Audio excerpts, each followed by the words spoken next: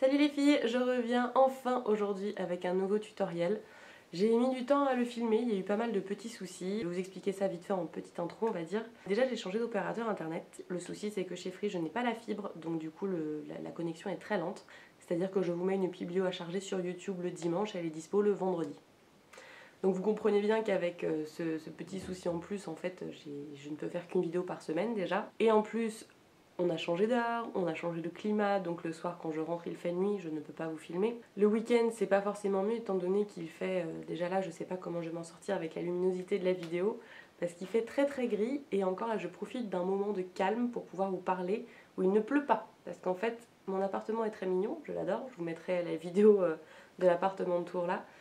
Mais par contre il est que sous pente, donc je n'ai que des fenêtres de toit et du coup quand il pleut en fait vous ne m'entendez absolument pas je pense dans la vidéo. Donc ça complique encore plus la chose.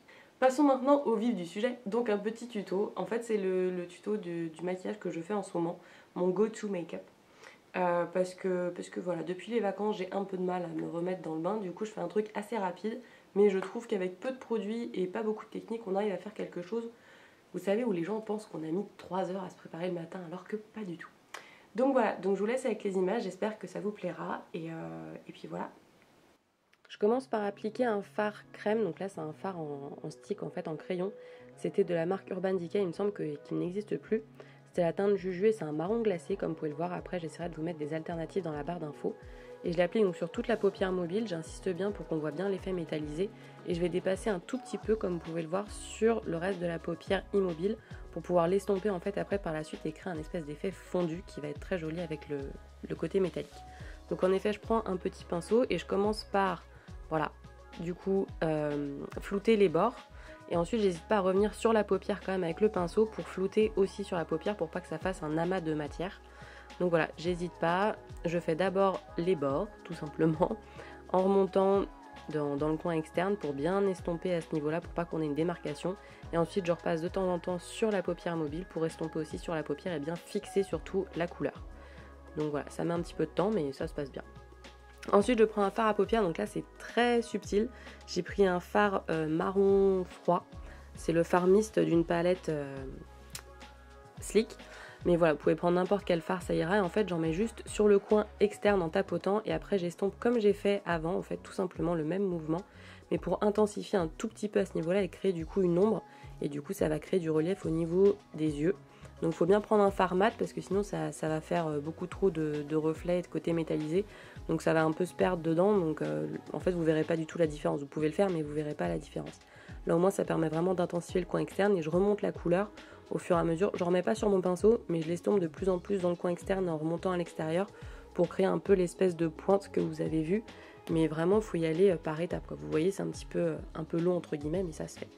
Ensuite je prends un fard crème que j'applique sous le sourcil pour intensifier à ce niveau-là, encore une fois, créer l'illusion d'ombre. Et je reprends mon autre pinceau pour estomper entre les deux si jamais il y a encore un petit peu besoin. Tout simplement. Donc voilà, on estompe toujours le même mouvement, comme vous pouvez le voir, des va-et-vient, hop, hop. Ensuite, je viens recourber mes cils comme à chaque fois. Donc là, c'est le recourbe-cils de chez Sephora. Un petit coup de mascara. Alors, je filme toujours très mal cette partie parce que je regarde par en bas. Mais il faut savoir que, donc c'est pour ça que normalement je raccourcis cette séquence là, mais ça se travaille un mascara, c'est pas juste on met une couche et puis basta, ça se travaille tant que la matière est pas sèche, pour vraiment allonger le regard.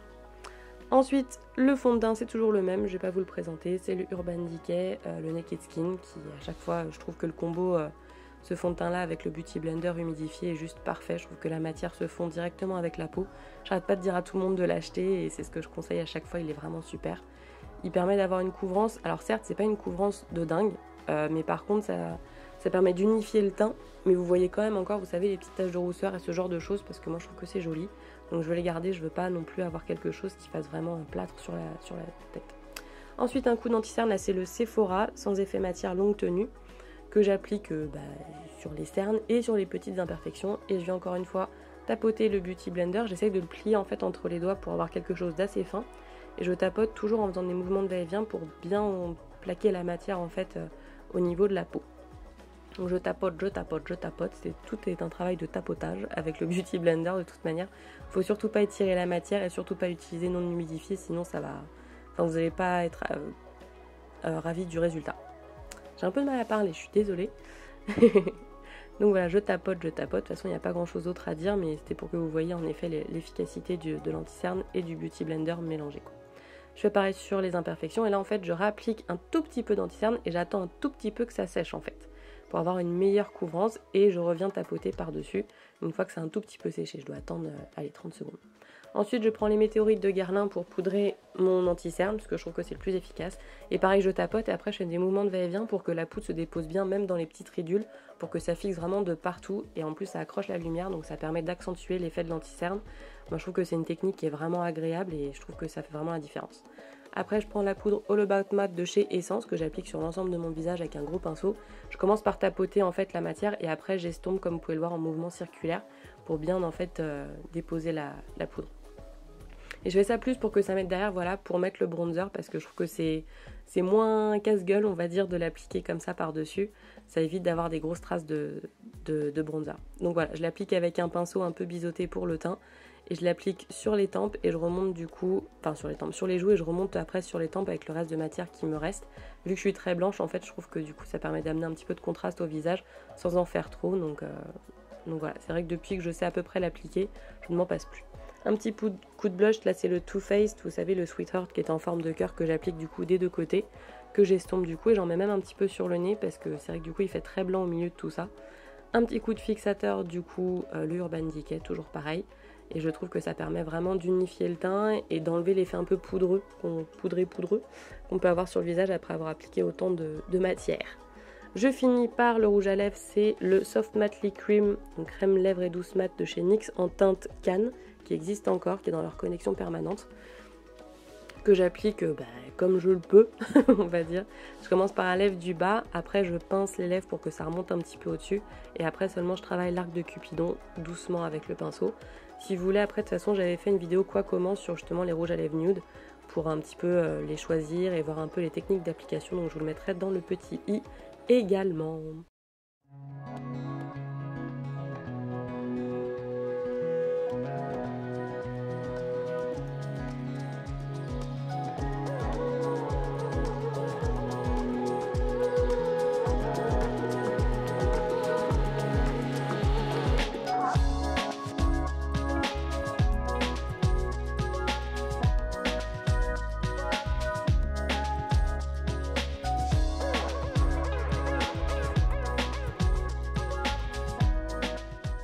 Et voilà pour le tuto. Alors, petite aparté, oui en effet j'ai changé de coupe de cheveux. Parce que j'ai percuté en fait en faisant le montage que je vous en parle pas du tout et que j'arrive un peu comme une fleur.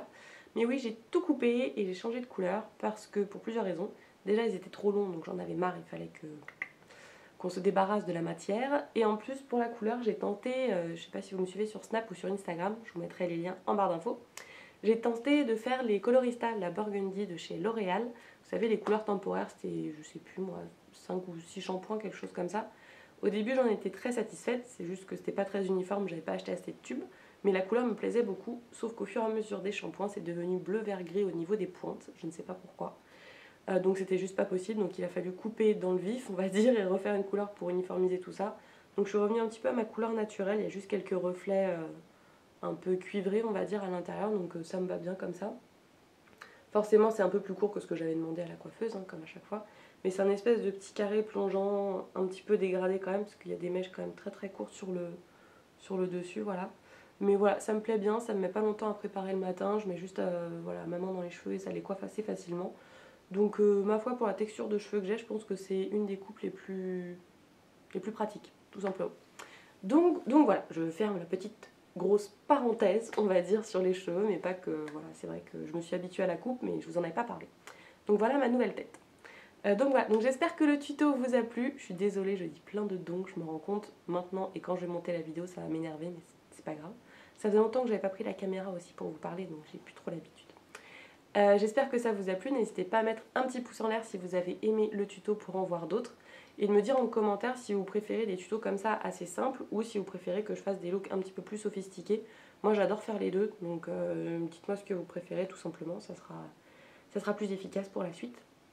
Voilà, n'hésitez pas du coup à vous abonner pour voir les prochaines vidéos. D'ailleurs juste après je vais essayer de vous filmer mon haul d'Allemagne, je sais que c'est des vidéos que vous aimez bien maintenant. Donc surtout maintenant quand j'y vais, je craque une bonne fois parce que j'en fais plus entre les épisodes. Donc voilà. Et sur ce, bah, écoutez, je vous souhaite de passer une agréable journée pour la suite. Et puis à la prochaine dans une prochaine vidéo. Salut!